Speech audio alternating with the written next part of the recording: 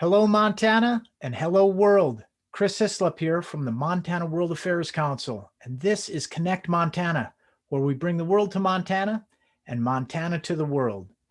This is our second event in our spring series. Connect Montana has been bringing international issues events to Montana and the world for the past 6 months. This is our 60th show, and we've reached over 2,000 people. This spring, you'll find us nearly every Tuesday night from 6 to 7 p.m. Mountain Time. We have wonderful guests in the spring schedule. In addition to tonight's guest, Ambassador Joseph DeTrani, we have former Secretary of Defense Chuck Hagel and former Supreme Allied Commander Europe General Wesley Clark coming up in our shows. But of course, we couldn't make this happen without the very generous support of our donors. We'd like to thank the Dennis and Phyllis Washington Foundation, Stockman Bank, and Allegiance. And tonight, I also want to welcome some very important partners. We have teachers and educators from the National Consortium for Teaching About Asia and East Asian Resource Center at the University of Washington. So a special welcome to Brian Dowdle, the Associate Professor of Japanese, Department of World Languages and Cultures at the Mansfield Center and a Mansfield Center Faculty Fellow, as well as Lauren Collins from the Davidson Honor College and the University of Montana, as well as a number of teachers who are here on the National Consortium for Teaching About Asia. So I welcome you teachers especially and invite you to join us on the other 3 shows that will be focusing on Asia this spring.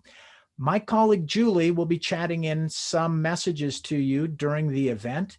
If you're interested in getting a follow-up email with additional information regarding the North Korea and Ambassador DeTrani, please send in your email. We do not put you on our big mailing list unless you tell us, and maybe you want to do that.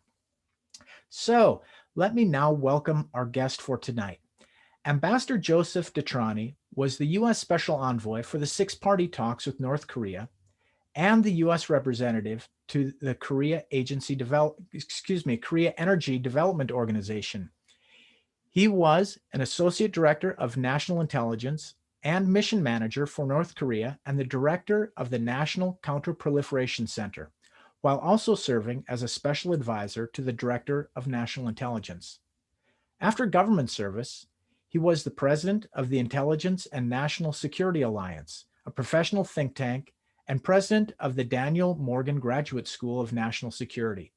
Currently, he's on the Board of Managers at Sandia National Laboratories and is a Senior Advisor at Oak Ridge National Laboratories and a professor at Missouri State University's Graduate Department of Security and Strategic Studies. He's a member of the Council on Foreign Relations and the National Committee on North Korea, a fellow at the Institute of Korean American Studies, and a Rochester Institute of Technology National Institute of the Deaf Foundation board member. Ambassador DeTrani served over 2 decades with the Central Intelligence Agency as a member of the Senior Executive Service, with overseas assignments in East Asia and domestically as Director of Technical Services, Director of European Operations, Director of Public Affairs, Director of East Asia Operations, and Director of the Crime and Narcotics Center. Ambassador DeTrani was an officer in the Air Force and graduated with honors from New York University. He attended NYU School of Law and Graduate School of Business Administration. He speaks fluent Mandarin, Chinese, and French. He has published and spoken publicly on issues dealing with North Korea, China, cybersecurity, nuclear nonproliferation, and international organized crime. Ambassador DeTrani, welcome to Connect Montana. I'm so happy that you could join us. How are you? Thank you, Chris. That's very, very nice. That was a lovely introduction. Thank you very much. It sounds like you've got a lot on your plate these days, including what's going on in North Korea. I mean, there's in fact a lot going on most recently in the papers. I wonder if, Ambassador, we could ask you to start with giving our audience a little bit of background on the issue, maybe bringing us up to speed to today. What is the current issue and what is the U.S. policy stance? So over to you, Ambassador. Okay, thank you, Chris. Thank you. Again, it's an honor being here. Look, let me just say we've been negotiating with North Korea for about 26 years. We've had some success, 2 steps forward, 3 steps back. But, one of the questions you asked me, Chris, when we were talking about this evening's event was, why should Montana or anyone in the United States care about North Korea? 15,000 kilometers away. And I get that question quite a bit. I've been dealing with the North Koreans for about 13 years, personally dealing with them over the last 16 years, 13 years in personal meetings with the North Koreans. And I can tell you, there's significant reasons why we should be concerned about North Korea. One, obviously, is their nuclear capabilities. I mean, this is a country, and we've seen it with the 6th nuclear test in 2017. That was a hydrogen bomb. That was a significant event. We assess that North Korea not only has between 20 and 60 nuclear weapons, but they have missile delivery systems to include short range, medium range, long range intercontinental ballistic missiles that can reach the whole of the United States. And the assessment we have is they could mate these with these delivery systems. And obviously, by definition, it becomes an existential threat to the United States. Moreover, our allies in the region, South Korea, Japan, partners in the region, they're very, they're sitting in very difficult region of the world because of the short range and the medium range ballistic missiles that the North Koreans have had for decades. We're talking about intercontinental ballistic missiles. Chris, let me mention this. In October of 2020, North Korea displayed a gigantic ICBM. And this assessment we have is that is MIRV. It's capable of delivering multiple nuclear warheads. So just think of it. This is a North Korea that 40+% of its population is malnourished, a North Korea as we speak now that's having significant economic problems. The healthcare system is literally non-existent. COVID-19 is biting into them. They have major sanctions imposed on them. Trade with China has almost stopped. So this is a country that's in dire shape right now, but they have nuclear weapons. They have missile delivery systems. They have cyber capabilities. They have chemical capabilities, biological capabilities. We saw what they did with his half-brother in Kuala Lumpur, VX nerve agent. We saw with his uncle in 2013, his uncle Jang Sung-taek. He executed him publicly. This is a tough, brutal government, and the key for them is survival. And when I meet with them and others meet with them, they'd say very clearly, Mr. DeTrani, understand, we have nuclear weapons as a deterrent because we're concerned about survival. And we're concerned about you, the United States, because you have a sort of a penchant for looking at regime change. And that's why we view you as hostile. And until they can get the assurances that we are not hostile, and we're not talking about regime change, and we're talking about a path to a normal relationship with the United States, where they can denuclearize comprehensively and verifiably, we're going to see North Korea to do what they're doing right now, Chris. They're producing more fissile material, they're making more nuclear weapons, and they're working on their nuclear delivery systems. And we saw what they've done with cyber. We saw it going back to 2015 with Sony Pictures. We see what they're doing now with cyber capabilities. Look, if you're against the ropes and you need resources, you'll do anything to get it. This is a country that has counterfeited our $100 bill. This is a country that sold methamphetamine, counterfeiting pharmaceuticals, selling missiles to Iran, Libya, Syria. So why is North Korea important to the United States? Because in many ways, it's an existential threat to the US, but indeed to our allies and partners in the region. And with North Korea retaining nuclear weapons, it lends itself to instability in the region. And indeed, if North Korea persists, and we should ever accept them as a nuclear weapon states, and hopefully we never do, and that's certainly not the policy of the Biden administration, it wasn't of the Trump or any other administrations, it's denuclearization. But if we should ever accept North Korea as a nuclear weapon state, which is what they ask us to do, they say, You have to understand, Mr. DeTrani, we want a normal relationship with you, but accept us as a nuclear weapon state, and we will never use it. It's only a deterrent. It's our protection. And what we tell them, and we really feel for this, is that if you retain nuclear weapons, South Korea, Japan, possibly Taiwan, and others will seek nuclear weapons. We're talking about a nuclear arms race in the region. And moreover, we're talking about counter-proliferation, the ability possibly of selling or providing a nuclear weapon or fissile material for a dirty bomb to a rogue state or terrorist organization. That becomes that much greater. So North Korea retaining nuclear weapons, in my view, clearly, and I think I know the Biden administration feels this way, as do previous administrations, it can't be retaining nuclear weapons. It has to be denuclearization. But I'll end on this note, Chris. That means North Korea needs to get the security assurances they're so concerned about. And what they want is a normal relationship with the United States and a path to a normal relationship and the end to a Korean War with a peace treaty and the lifting of sanctions and economic development assistance in a phased action for action formula. We saw, and I'll end on this point, we saw the progress that Donald Trump made, former President Trump made with the North Koreans in June of 2018 in Singapore.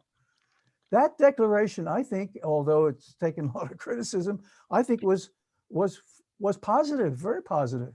It spoke of a transformation of a relationship with the United States. It spoke about a peace treaty ending the Korean War, complete verifiable denuclearization of the Korean Peninsula, and the return of the remains of American troops who were lost in the Korean War. Unfortunately, the following year, February 2019, in Hanoi, Kim Jong-un left there very, very unhappy. And as we all know in East Asia, when you're a leader like Kim, who's very sensitive, he lost a little face there, thinking he had a deal. He was going to North Korea thing. pose, he was putting Yongbyon on the table to freeze it. And what he got was basically a surprise that he didn't expect, which was complete verifiable denuclearization, and then we can move forward and talk about lifting sanctions. So I guess where we're at now is this, Chris. The Biden administration, ladies and gentlemen, wants to re-engage, as the Trump administration tried subsequent to the Hanoi summit to re-engage. And I think North Korea will re-engage with the Biden administration. I think the Biden administration is going to hold off on presidential meetings with the President Biden meeting with Chairman Kim Jong-un. I think that's not going to happen in the beginning. I think what we're going to see are the diplomats, are the subject matter experts, the people who know these issues, working the particulars, as we did in the six-party talks, when we had an agreement in September 2005. For complete verifiable denuclearization in return for deliverables, if you will, a process towards normalization of relations, lifting of sanctions, and a peace treaty, et cetera, and security assurances. But I think that's the process is going to be similar, I think in many ways, to the six-party talks. I think it's going to be more multilateral, less of a bilateral, just the US and North Korea. I think it's going to be with the professionals at the table. And then if there's progress, and some sense that we can come to some sort of a conclusion, some sort of an agreement, I would imagine President Biden would be prepared to sit down with Kim Jong-un. On that note, I'll turn it over to you, Chris, and your colleagues. Thank you very much, Ambassador, for that. So I'm going to remind our audience here that you are welcome to please chat in any questions you might have for Ambassador DeTrani as we go along. I will try to curate those questions and be asking the ambassador some of your questions. I'd ask you politely to stay on mute during this period. But especially to our teachers out there from the National Consortium for Teaching About Asia. Rarely will any of us get an opportunity to ask questions to somebody with, so much experience, skill, and background, particularly in this extraordinary issue. So I really want to encourage you to, don't regret not asking the question that you wanted to ask tonight. But being the chair, I have my prerogative. I've got a list of questions as long as my arm. And so I'd be happy to talk all night long, but I'm not going to. But I am going to kick off a question, Ambassador. You recently published an article in the Cipher Brief and in other sources that talked about an inflection point. And the reason I want to ask about that is for the layperson, who are, interested in international issues, are aware of what's going on in North Korea, but may not know all of the detail and the ongoing nuances. Some of this sounds very familiar. It sounds like, we're in a similar place as we've been in the past. Yet your very interesting article, which I want to encourage our audience to read, talks about maybe there's a slight difference between the here and now and this inflection point and what we've seen in the past. Could you tell us a little bit about that, please? Well, I thank you for mentioning the article. I do believe we are at that inflection point, certainly, Chris, with the new administration. And I think we have Kim Jong-un, a relatively young leader. I mean, he's been in power for about 10 years, but he took over when he was 27, right? Educated in Europe, and he sees the economic situation that's going on in North Korea. It's very dire. And right now they're tethered totally to China. My personal view is I think he wants to, and that's why he's engaged with President Donald Trump, former President Trump, the way he has. I think he wants to open that, if you will, optic up and look at the possibility. And I think he's serious about normal relations with the U.S. He's got to get over the point of retaining nuclear weapons. So the inflection point I talk about is now, do we tell him that, you need to give up all your weapons, and then we'll talk about lifting sanctions, and we'll talk about a process to normalize relations and provide security assurances. But you need to first give up everything. It's just not going to happen. We have 26 years knowing that's not going to happen. So the inflection point now is realizing there's got to be some sort of an action for action, compensation for compensation, or commitment for commitment, in a parallel movement forward. So, and I think the Biden administration, they're doing a review as we speak. I think they understand this very well. A number of them have been intimate with North Korea and negotiations with them. So I think we're at this point now where if we get Kim Jong-un and his seniors at the table, and we come up with a roadmap that lends itself to providing those security assurances, and in an action for action basis, lifting certain sanctions so that the economy can kick in. Because on the final analysis, a normal relationship with the United States is the best security assurance. I mean, it's going to provide foreign direct investment. It's going to open the country up to legitimacy, and it's going to take them out of that pariah category they're in right now. So yes, I think we're at that. But if we don't succeed with that, I'm speaking of we, the corporate we, that includes China, Russia, our allies in South Korea, Japan. If we do not succeed, and North Korea feels they need to go on their own path with building more nuclear weapons and missile delivery systems, and permitting and conducting these criminal activities of selling weapons and selling drugs and counterfeits and cyber stealing intellectual property, et cetera, that is going to be a dangerous path. And that's going to be very dangerous. And we'll have more sanctions imposed, but North Korea will become more strident and more difficult in that regard. And the concern, I'll end on this, Chris, the concern is that's when the possibility of stumbling into conflict is there. They may see one of our joint military exercises with our allies in South Korea possibly as an attempt to effect regime change. And they may do something precipitous, thinking they have to do something of a preemptive nature. And obviously that would be the end of North Korea. Hopefully that never happens. So we're at a very dangerous inflection point, I might add, because they have capabilities now they never had. And unless we can really kick this off, because I don't think we can do what you just said, anymore. We have 26 years. We just have to have some progress and movement here. So this is the time to have that substantive progress. And if we fail, I think it could, it obviously, in my view, would be very dangerous for the region and the world. Yeah, it's a dangerous neighborhood. It's a dangerous issue, to be sure. And thank you for your thoughts on that. I mean, one thing I would say is just if we zoom out a little bit regarding the Biden administration, interesting information regarding their willingness to sit down with the Iranians announced this week on a host of issues.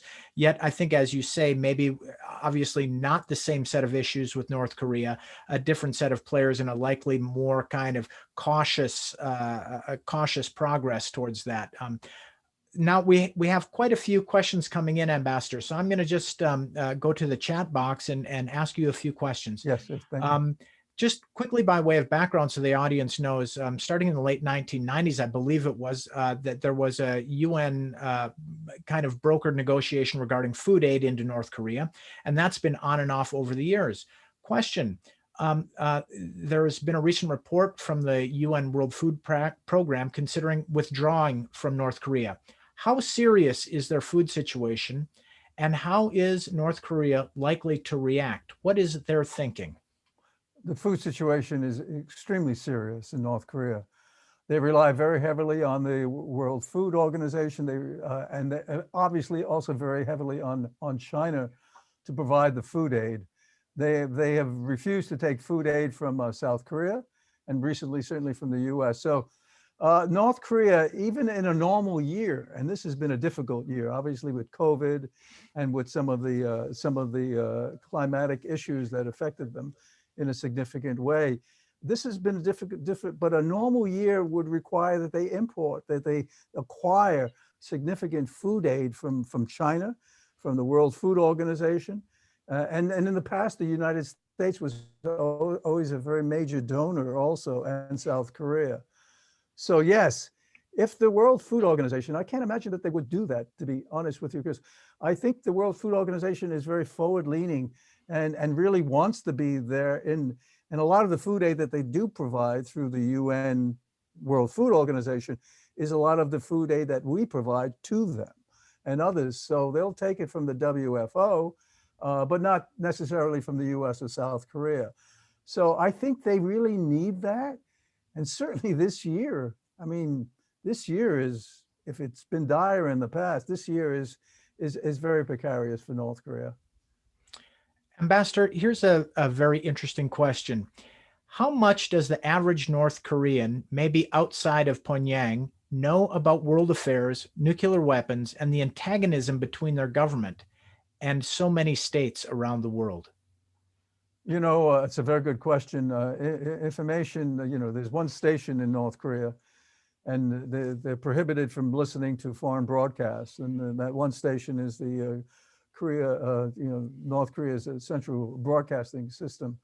So they don't know. Outside of Pyongyang, if you're not part of the elites and the senior positions, and most of those people in Pyongyang have those government connections, if you're outside in the provinces, you probably don't know much about what's going on. Now, having said that, however, DVDs are getting into North Korea.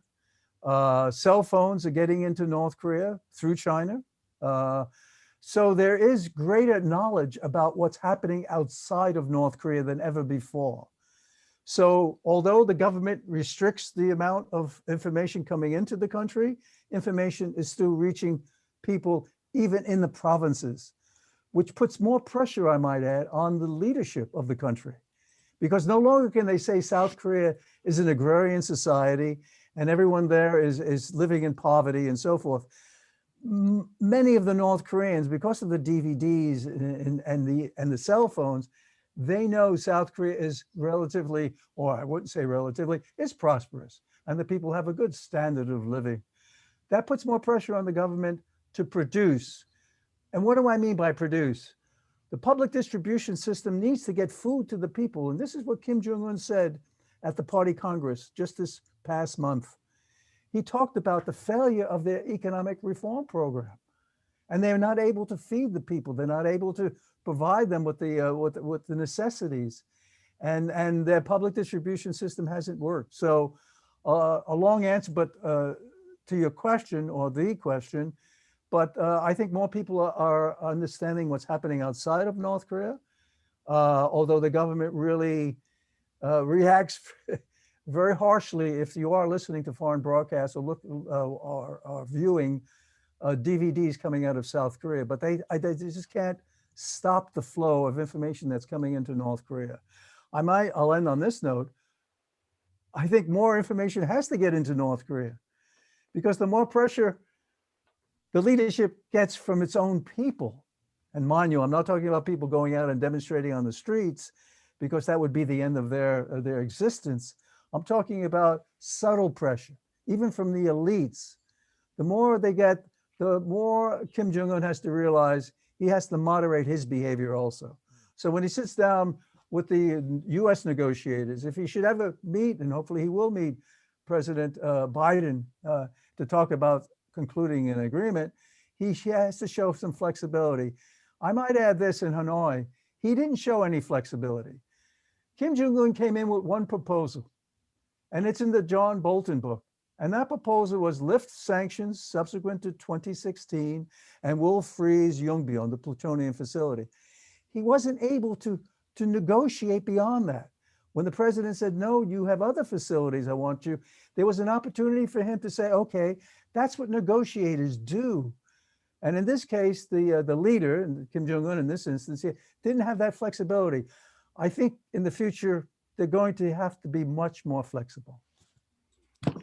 Ambassador DeTrani, I'm going to remind the audience here that if you would like to receive some follow-up information, please send your email address to my colleague Julie Heaton, who is here. You can chat your address to her and you can get some follow-on information. We don't put your email onto our big mailing list unless you want that and you want to know about upcoming events. Yes. So thank you, Ambassador, for that. Now we have hit on the new administration and President Biden's role here. I wonder, I'm going to pick up on a comment and one of my own questions, which is on the 27th of January, President Biden spoke with Japanese Prime Minister Suga, and he once again reaffirmed a denuclearized Korean peninsula. Yes. So, you know, of course, the audience and yourself knows very well that this, you know, should we accept the nukes? Should we not accept? He made a firm commitment on remaining a denuclearized North Korea. Question is, with the Biden administration, do we expect any change in policy either on that main point or the surrounding points? And secondly, from one of our guests is, what are the South Korean expectations of President Biden? Good questions, excellent questions. I think the latter, I think the South Koreans are hoping that there could be some sort of a dialogue between South Korea and North Korea, that they could talk about intra-Korean issues like the reopening of Kaesong industrial complex in the southern area of North Korea, which was a major South Korean investment into North Korea, visits of tourists out of South Korea into Mount Kumgang, the reuniting separated families from the Korean War. I think South Korea would like to be more active in dialoguing with, negotiating with North Korea. And I think we saw this in 2018. We have to remember that prior to the Singapore conference summit between former President Trump and President Moon Jae-in, it was President Moon Jae-in who had the meeting with Kim Jong-un. And they had a Panmunjom declaration that spoke about bringing the North and South together, because ultimately, what we're talking about, Chris, is ultimately we talk about reunification of the Korean Peninsula. So I think South Korea is going to be asking for more of a role. And I think the Biden administration will understand that and will be amenable. The question is, will North Korea be open to dialoguing with South? That's something in Pyongyang's court. The second point, though, I think with the Biden administration, you know, look, North Korea is has to be a little concerned now, because with the Biden administration, they're looking back to the Obama administration. And with the Obama administration, they had a period between 2009 and 2016 where it was strategic patience. where there wasn't much of a dialogue. And of course, during that period of time, North Korea was building more nuclear weapons and more missiles to deliver those weapons. But North Korea was surprised that that was the strategic patience. So I think there's an element of apprehension. Will they get the attention from the Biden administration? Will the Biden administration view North Korea as one of the priority foreign affairs issues that has to be pursued? I think they're going to, Pyongyang and Kim Jong-un will learn quickly that, in my view, President Biden is going to put that on top of his list. Certainly there are other issues like domestic issues here, COVID and the economy, et cetera, climate change, and you mentioned Iran, but North Korea is part of that equation. So I think North Korea is going to see that the Biden administration will want to engage in a very positive way. And I think they're going to be pleased with that. And I think North Korea will respond. I'll end on this point though, Chris, because if North Korea doesn't see any sort of outreach from the new administration, there's always that possibility, because history tells us occasionally it repeats itself, or more than occasionally, they may do something to get our attention. It may be another ICBM launch. It may be the 7th nuclear test of another hydrogen bomb. It may be a submarine launched ballistic missile. Look, Kim Jong-un told us this in his speech, 9-hour speech, I might add, at the 8th Party Congress just last month, where he spoke about having hypersonic missiles, tactical nuclear submarines. He went on with the whole a myriad of capabilities, and he was basically sending the US a message, and others, but mainly the US, is if you don't deal with me, I'm just going to build up my capabilities, and not only is it going to be a significant deterrent, but you'll have to pay attention to me eventually. Well, I'd like to pick up on your "and others" comment there, Ambassador, if I could. So to make a already complex issue, more interesting, let's throw China into the mix a little bit, if we could. I mean, of course, again, from the layperson, the seemingly holding a key, holding a lot of cards with regard to North Korea. But I believe that has changed over time. I wonder if you could maybe give us a little bit of background on China's role, maybe if and how it may have changed, over the past 25 years or so, and then maybe how is China viewing their relationship vis-a-vis North Korea now? Are they an honest broker in all of this? Where do they stand? Those are good questions. I've dealt with the Chinese, and I continue to deal with the Chinese on North Korea and other issues, but certainly on North Korea. The Chinese hosted, as we all know, the 6-party talks, right? At the request of the US. In April of 2003, we went to China and said, hey, they're building nuclear weapons and all this, and could you get us to sit down with them and maybe we could all negotiate? And China did that. So they hosted the 6-party talks, and we had some progress with the joint statement of September 2005. China is central to North Korea's existence. Without China, North Korea's economy totally stops. Over 90% of the fuel, the crude oil, the petroleum products come from China. Over 80% of the trade is with China when they're selling fisheries, when they're selling coal, et cetera. It comes from China. So China is North Korea's lifeline. That's why China is so important in that. And China does have a mutual interest in seeing complete verifiable denuclearization. China knows, as we saw starting in 2003 with the 6-party talks, and certainly in 2021, North Korea with nuclear weapons lends itself to instability in the region. And God forbid if there were conflict on the Korean Peninsula, the spillover of refugees going into China and possibly loose nukes. This is something Xi Jinping doesn't want to be dealing with. He would like to see negotiations that move forward. China has proposed a freeze for a freeze. We freeze the sanctions. We freeze imposing extra sanctions on North Korea, and North Korea will freeze their production of fissile materials and building nuclear weapons. So China's been very proactive in that. Now with the Kim Jong-un and working with former President Trump, and Kim Jong-un wanted that. He likes bilateral. So China was on the sidelines, but we have to remember, Xi Jinping visited North Korea. Kim Jong-un visited China, Beijing a few times to meet with Xi Jinping. So China is instrumental in getting this resolved. What China is not capable of doing, and that would be our mistake, is passing the ball to China saying, would you manage this for us? Would you please get North Korea to denuclearize? And no. It has to be the United States. China would be supportive in that regard. And I might add this, I'll end on this point to Chris.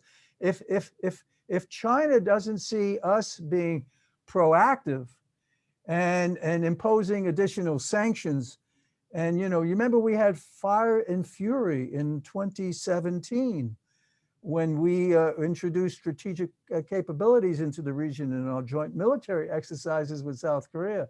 If China gets nervous, and I might add even Russia, but China is the major player here, it doesn't mean China may go on their own path and ensure that North Korea stays stable. What China can't afford is instability in North Korea, where everything comes apart.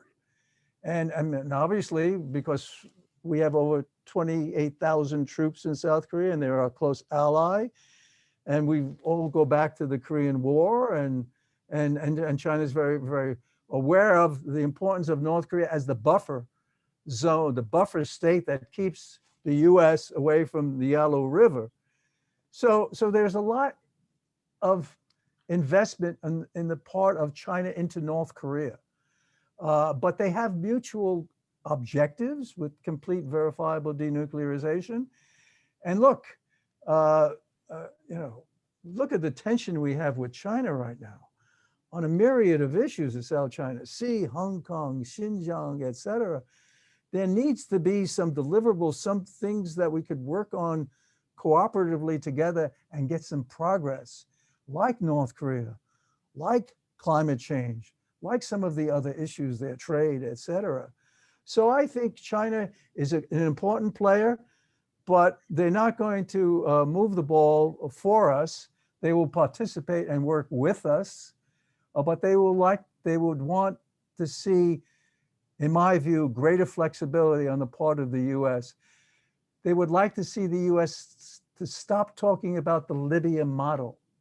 Stop telling North Korea, do what Gaddafi did, because the North Koreans, every time I meet with them, Chris, and over 13 years of meeting with them, they cite the Libya model as the reasons why they're not going to denuclearize on their own until they can get the security assurances. So this is where China is, I think, and China is an important player on this, and I think they will work with us, and I think they want to work with us. I'm really glad that you did mention that about China and also the myriad issues that are between China and the United States. Here in Montana, if we remove Canada from the list, China is our second largest trade partner for our agricultural and ranching goods. And so it's a really important partner and player here for Montana and Montanans and our Montana economy. So there aren't too many dots to connect between this issue, a very difficult and complex geopolitical issue of denuclearization in the Korean Peninsula and U.S.-China relations, and we certainly feel that here in Montana. Now, I've got another question. This is an interesting one from one of our audience, and it's something that we also see a lot in the news. It may or may not directly impact the nuclear negotiations, but maybe you could tell us more. Question: in what ways do the plight of North Korean defectors living in South Korea impact negotiations, if they come up at all? Recently, the issue of repatriating defectors back to North Korea who want to return came up in South Korean courts. So I was wondering if you could speak on those issues. Another good question. Look, no, the defectors from the North to the South, in my years of negotiating with the North Koreans, and again, that stopped at the end of 2016. That never came up. that really was not on the table. But the fact of the matter is, this is this is of concern to North Korea. And we just see it as we're speaking now. I think someone just swam across the East China Sea and into South Korea, over the DMZ into South Korea. So yes, and the if you will, the refugee community in South Korea, the defectors from North Korea that are living in South Korea, they're very well organized. And we heard about the leaflets that they send into North Korea, which is talking about what's going on in the world and telling the North Korea what's going on. And that now there was a law in South Korea that's prohibiting sending those leaflets into North Korea because that was an irritant. That was one of the few instances. It was Kim Jong-un's sister, who complained vociferously on this, that this was bad behavior on the part of the South Korean government to permit these leaflets going in. So the defectors going into South Korea, very not in negotiations, but of concern to North Korea, because this shows that element of, people who are, some of them are in the National Assembly now. Tae Ho is in the National Assembly, and they're very outspoken, and these are senior people, and I've met the man, and there are others who I've met, but they have a lot of ground truth because they lived in North Korea. A number of them are senior people who were senior officials in North Korea.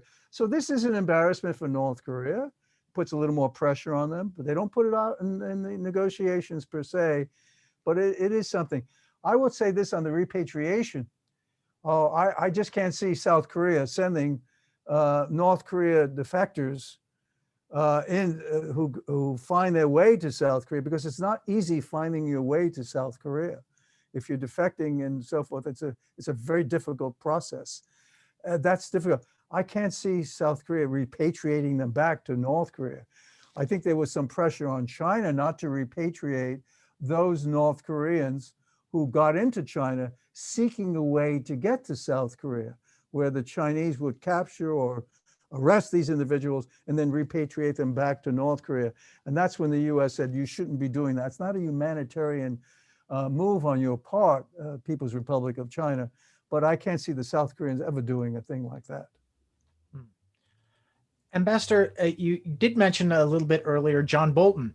And so I noticed that today John Bolton had an article in Bloomberg, and he was talking, I mean, broadly, I'll kind of paraphrase it because I think there is a question in here somewhere, which is some people are asking, why do we even bother anymore? The North Korea is apparently nuclearized, yet we are trying to denuclearize, or we are trying to affirm or get rid of.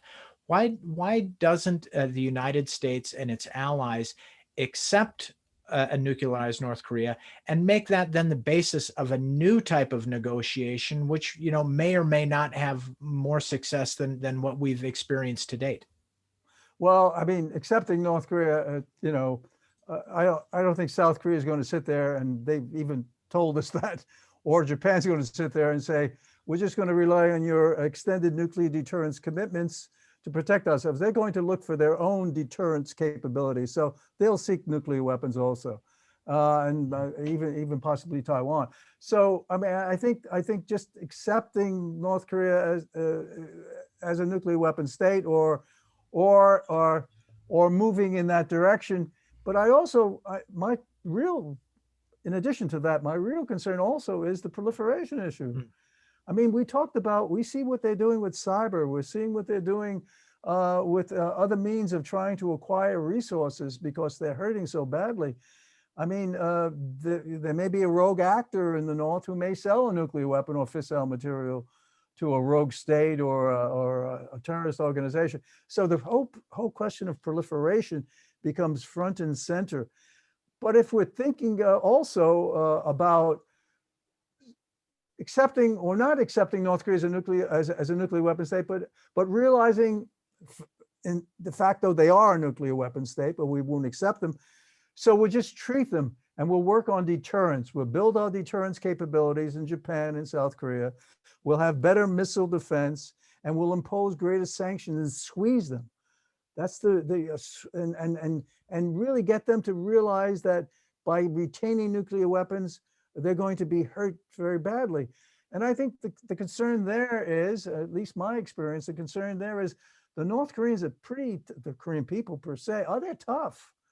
And the mentality is you kill me, I kill you. And they'll withstand that and so forth. And they may end up selling something like a weapon or fissile material. And we have to remember this also. You have China and Russia there. These countries are allied to North Korea.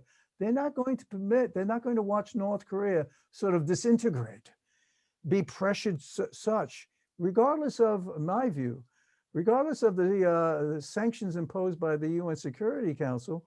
China and Russia may just feel they're going to provide the lifeline, the safety net to North Korea so that they don't implode and they stay afloat. So that then brings in China and Russia and the US. So North Korea retaining, accepting them, no, or realizing that they have it and will just squeeze them, that's living in a dangerous environment. And the last point on that is, we talked about miscommunications, miscalculation. I mean, we remember the Korean War. We remember the 37,000 plus US troops who were killed in the war, over 100,000 who were wounded, and astronomical numbers for South Korea, certainly for China also. So the devastation was immense. If there's even a conventional conflict on the Korean Peninsula, we have 28,500 troops there, but our South Korean allies, the devastation would be immense. And I think Secretary Manis talked about this. And within the first few hours, we're talking about, thousands, tens of thousands of people who would be. So moving towards a negotiation, sitting at the table with North Korea. When you sit down with North Korea, and I have this experience, when you're negotiating with them, they're not building weapons. They're not building ICBMs, or at least launching ICBMs. When you're not dealing with them, you're not talking to them, you're not negotiating with them, they're building more weapons. They're building more, missile delivery systems. And they're showing us what they're doing with the 6th nuclear test of a hydrogen bomb, with the ICBM, the Hwasong 14, the Hwasong 15, and now the Hwasong 16 that can reach the US, which we believe is MIRVed. That's when you have to bring them back into the fold and say, okay, let's sit down, stop what you're doing, freeze your programs, no more fissile material, no more nuclear weapons, no more missiles that are going to be launched and so forth. And in return, we'll give you something in return to do that. And we did that in the 6-party talks with the September joint statement. We'll give you a negative security assurances. We're not going to attack, invade, relax. That's not our point. We'll move towards a declaration and a peace treaty to end the Korean War. Maybe we'll have a liaison office in Pyongyang. In 2000, with President Bill Clinton, we had our former Secretary of State, Madeleine Albright, in Pyongyang meeting with Kim Jong-il. We were very close, and then President Bill Clinton actually had Marshal Joe in his office and was thinking about visiting Pyongyang. This is 2000. We were close at that point there. So that's 21 years ago. So let's not, we just need to move forward. And I'm one who believes that with negotiations, I think eventually we could be, and I think we will be successful, but it's going to be tedious. It's going to take even more time. But if we could stop this escalation and bring it down to that level where we have experts, subject matter experts working and so forth, basically arms control in a lot of ways, ensuring that they bring down, and then moving to dismantle. I mean, Chris, we had Department of Energy offices in Yongbyon helping with the dismantlement in 2007 and 2008. Could you imagine? We took down the cooling tower and everything. So we could do that again. And I think with the Biden administration, and I give credit to former President Donald Trump with the Singapore and his his outreach to Kim Jong-un, because I think that built an element of trust. What we don't have with North Korea is any trust. And I think once the Biden administration kicks in with the policy towards North Korea, we have negotiators meeting with them. The president is amenable to a process that will lend itself to denuclearization, but normal relations, and eventually a peace treaty and lifting of sanctions. I think we will see momentum there. It's really in everyone's interest to see a de-escalation and movement in that direction. And I think China, I know China would be very supportive of that. Ambassador, I think it's the perfect segue into the last question. I mean, this is, again, our 60th show here on Connect Montana. And one thing has occurred in every single show, which is there's never enough time to ask all of the questions. So Right. Allow me to maybe ask one last question, just coming right off of your last points, which is, could you just share with us your views on, let me offer some assumptions. A generally optimistic and positive trend regarding US and six-party relations with North Korea. Looking ahead over 5 or 10 years, whatever period, is adequate, what would be the 4 or 5 or less milestones that one would see in an improving relationship and an improving trend, leading to something I don't know what it would be, but maybe along that path, what would we be seeing if it was a positive trend? Well, what we would be seeing is North Korea would stop producing fissile material, will stop, if you will, weaponizing that fissile material, would stop launching ballistic missiles, and on our side, we would see movement towards a declaration saying we're going to end the Korean War and a process to a peace treaty to end the war.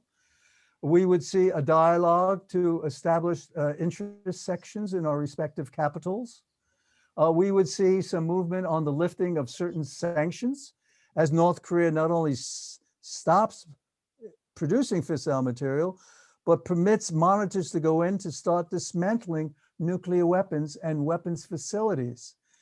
That process, which started, I might add, with the agreement we had in September 2005, that would be a very positive process with the ultimate goal of complete verifiable denuclearization, and a North Korea that has embassies, their embassy in Washington, we in Pyongyang, but a North Korea that is working with the World Bank, the Asia Development Bank, that is no longer a pariah state, where there are no longer UN Security Council sanctions imposed on North Korea, and they have foreign direct investment, where things, now some of the critics would say, that's great, Joe, that sounds excellent, but wouldn't that be a threat to Kim Jong-un?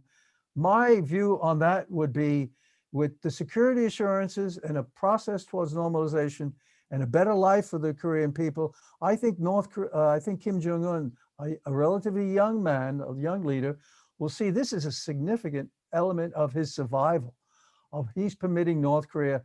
And in that context, not only do I see those movements, I also see South Korea and North Korea coming together again, not only with visits to Mount Kumgang and if you're reinstituting the Kaesong Industrial Complex, but I also see the rail link between the North and South, where you have some sort of a federation coming together, where there is trade, there's movement back and forth. This is all very positive, and it's achievable. But it's taken us 26 years, and we're still at this juncture now with the North Korea with more nuclear weapons and more delivery systems. So some would say those 26 years were years of failure. I don't necessarily buy that, because we had periods of success and we had periods of interaction. And in that, we did build some trust. And I think former President Trump did build some trust in his negotiations with Kim Jong-un. And I think we have to build on that, because when we get that element of trust, I think we can see significant movement. But the bottom line for North Korea, and then I'll end on this point, the bottom line for North Korea is survival. And right now, There's no way they're going to give up those nuclear weapons because they realize correctly, I think, in the terms of when you talk about, if you will, deterrence, they feel very clearly, and we heard that from some North Korea defectors going back a number of years ago. Once they have nuclear weapons, they feel secure. So that's the security for the leadership. We have to convince them, show them that they have greater security without those nuclear weapons and a normal relationship with the United States and the international community. And that would be the path. But it's going to be tedious. And it's going to be, I think, on an action for action, a commitment for commitment basis. There's no Libya model in this equation. Well, and there's certainly no kind of a quick and easy way. And so I just would lend my voice with what you said, Ambassador, is, you know, would you call 26 years a failure? I don't think by any measure it would be. Right. You know, we're, you know, there has not been a conflict. Negotiations continue in fits and starts, but nevertheless, the door is still open, which I think is promising. So let me just now close by first of all thanking you, Ambassador, for joining us on this show. I mean, we simply couldn't have asked for somebody with, you know, with this, your experience and your depth on the issue. So we really appreciate you lending your views to all of us here, and a special thanks to those teachers out there from the National Consortium for Teaching About Asia. Really appreciate you coming on, and hope that this is useful for you in your classrooms. Now, if you would like to see this later, we do post this on YouTube, as we have posted the other 59 Connect Montana shows, so you can have a look at that. Next week, we're off on Tuesday, as we have our annual Academic World Quest for hundreds of Montana students talking about international issues. Week after that, we'll pick back up. I would encourage you all to please go to our Facebook page. That's where we are active. That's where we're posting our events. That's where we're communicating. And so if you're interested in what we are doing, and I hope you are, check us out on Facebook. You'll get all of the information there. Otherwise, you can send me an email at info@montanaworldaffairs.org. Happy to put you on the mailing list. Ambassador DeTrani, back to you for any last words before we say goodbye. Well, let me just thank you and your colleagues for being so interested in North Korea, but world affairs writ large, and to all the teachers out there, because I do teach also.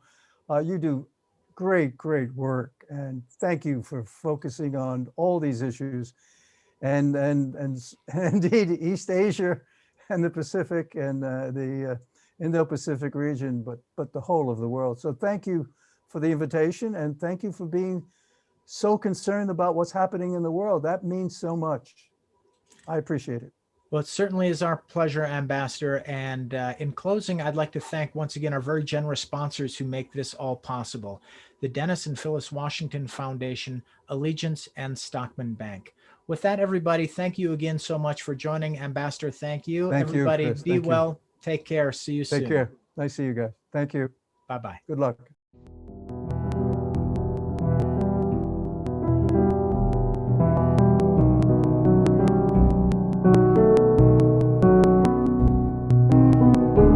Program 426.